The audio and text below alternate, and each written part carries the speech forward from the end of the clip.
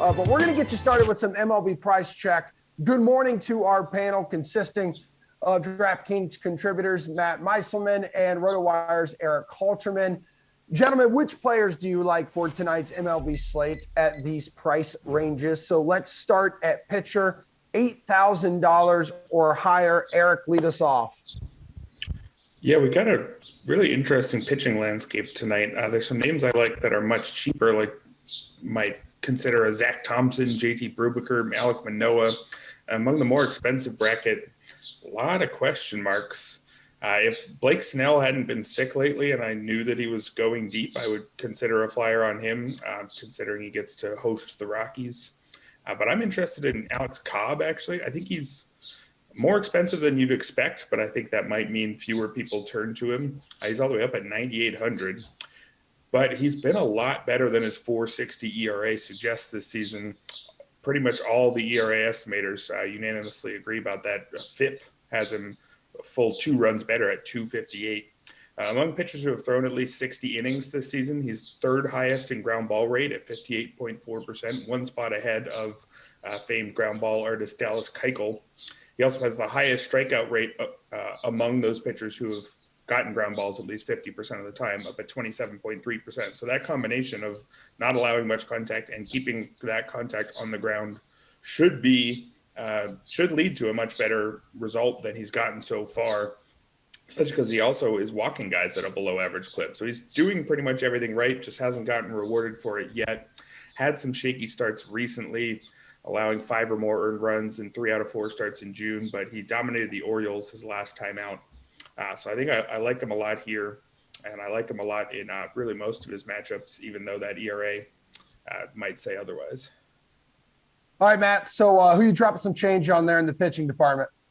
So I'm on the same page as far as the pricing dynamics are concerned. If Blake Snell had been on the slate, and also if he was healthy, I think that's a question mark too. But a healthy Blake Snell at 8,300 at home against the Rockies would have been by far the best option. So now with him off the table, most likely, I think the best play is probably not to pay up at pitcher because, like Erik was saying, there are guys in the 7K range that are just better plays. But if we have to spend up, and I think it might make sense to spend up to be contrarian, that's probably the best reason to do it. I think Alex Cobb is a decent choice. I think Wade Miley could be really, really low owned. And he's not a pitcher with a ton of upside. He doesn't really strike a lot of guys out. And it feels kind of gross recommending him. But this could be a slate where just not having a pitcher that blows up is good enough. Even though it's a large slate, the pitching is not very good. And just having a pitcher that gets you 15 or 20 points might be best case scenario. So Miley's facing a below average Brewers offense. He's been really good this year at limiting hard contact. So even though he doesn't get a lot of strikeouts, I think he can kind of just grind his way to a 6-inning game, 7-inning game where he only gives up a run or two, maybe gets the win bonus. So I'm not very excited about this pick. And I do think paying for pitchers that are cheaper is the better way to go. But Miley could be one of the better contrarian options at the higher end. All right, Matty, how about a hitter over 5K now? Yeah, I think Shohei Ohtani could be really low owned here because he's going lefty-lefty against Marco Gonzalez. And there are some other teams that should be pretty popular. The White Sox, the Phillies, a little bit cheaper. And I think Ohtani is just not very affordable. And I still think that people look at lefty-lefty and say, yeah, I don't really want to do that on this slate. I'd rather play Ohtani when he's going against a right-handed pitcher. But Ohtani's been almost as good versus lefties as he's been versus righties. He's just an elite hitter across the board. So I'm not really dissuaded by the matchup against Gonzalez. And the other thing about platoon splits is that it depends on the type of pitcher. And generally, the more changeups and the more soft tossing a guy is, the less that split matters. I think we see platoon splits matter more when you have a guy who throws a slider, maybe sidearm pitcher. The more over the top, the more changeups you see. Platoon split doesn't matter as much. The ball's kind of coming just straight over the top, down the middle. Gonzalez is a fine pitcher, but I mean, anytime we can get Ohtani when other people don't have him, I think that's a situation to take advantage of. Okay, Erik, what do you do here, man?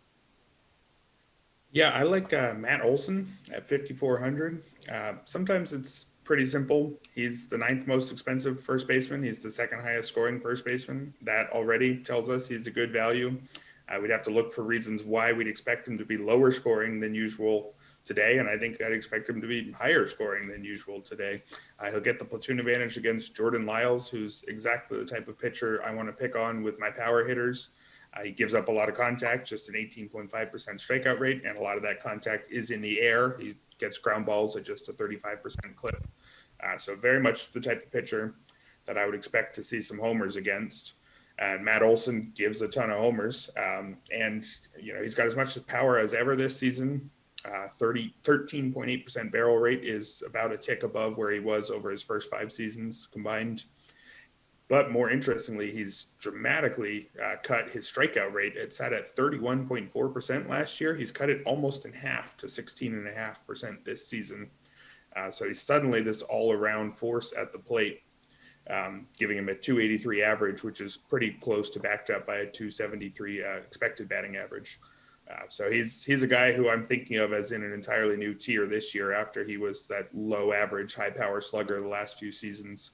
So I think that top tier price, isn't even quite a top tier price for Olson. I think it should be. And he's behind a bunch of other names. So I think this is a guy I want almost all the time, and especially tonight. All right. Well, now I need a value bat you like, Erik.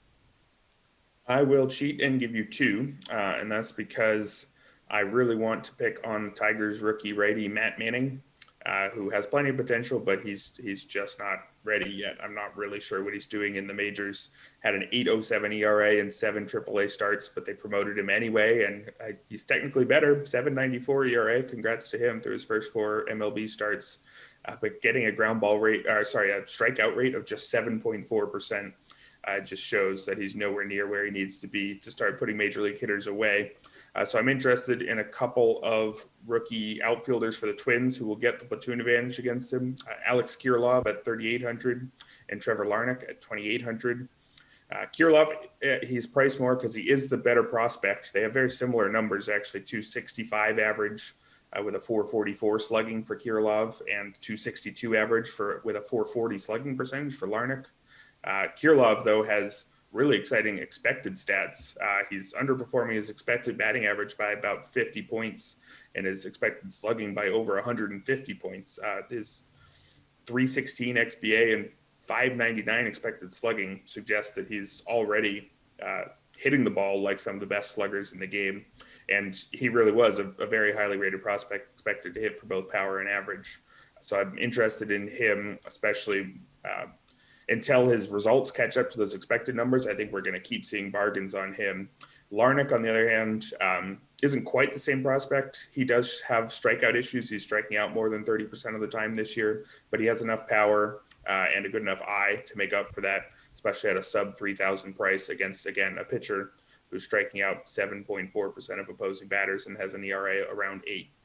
So load up on, I think, as many Twins as you can, but especially those 2 rookies.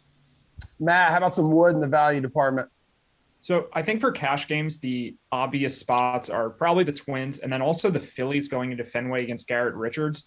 So Brad Miller was actually the slate's highest scorer last night. He's 3,200. I would imagine he's in the lineup again after a performance like that. Probably will be pretty popular too. And then we've got Real Muto, 3,800, McCutchen, Segura, Gregorius, all cheap. I think Bryce Harper's still even too cheap at 5,000.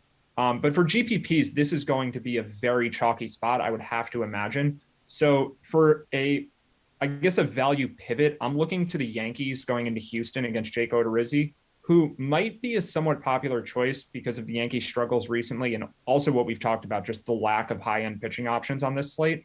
But the Yankees are not that expensive. Judge is 5,000. Stanton and Sanchez are a little cheaper. And then we get down to like Luke Voit, 3,600, Gleyber Torres, 3,200.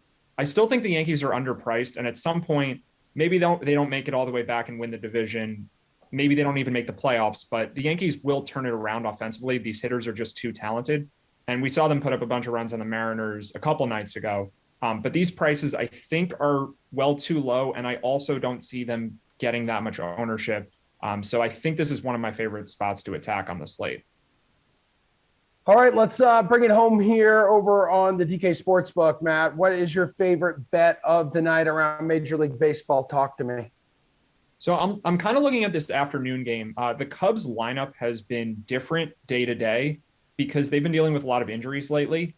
And I'm not a fan of Wade LeBlanc generally, and I don't really love the Cardinals. I don't think they're a very good team. But if we see another Cubs lineup today where there's no Wilson Contreras, maybe Bryant and Baez have been dealing with injuries, this could be a chance to take advantage of a lineup that comes out where the Cubs maybe still are missing a bunch of their key players. So in that scenario, I like the Cardinals, but that's more of a wait and see. The other one that I'll give is I think that the White Sox are just getting too much love in general right now. Soon this will change. Eloy Jimenez is due back. I think he started a rehab assignment either yesterday or maybe it'll be today.